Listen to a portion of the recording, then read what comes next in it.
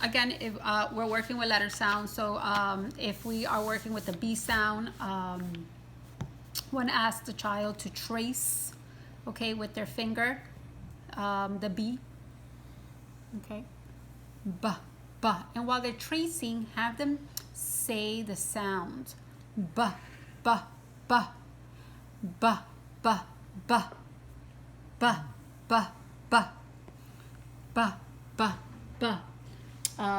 You could also use Play-Doh, okay? You could do little balls, Play-Doh balls, and have them position them, put them on the B, and start imitating the sound, ba, ba, ba, ba, while they're putting the Play-Doh. Actually, let me just model that for you.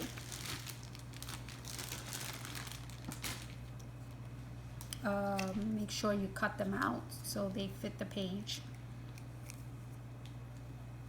Okay, so for example, if you are doing the ba, then get them to do roll, roll, roll, roll. What do you want, ball? Okay, and then you could do ba, ba. Okay, ba, ba, ba.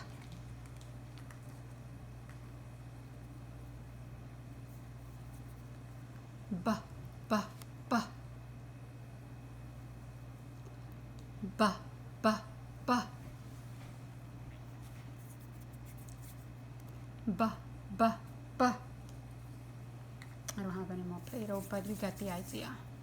Ba, ba, ba.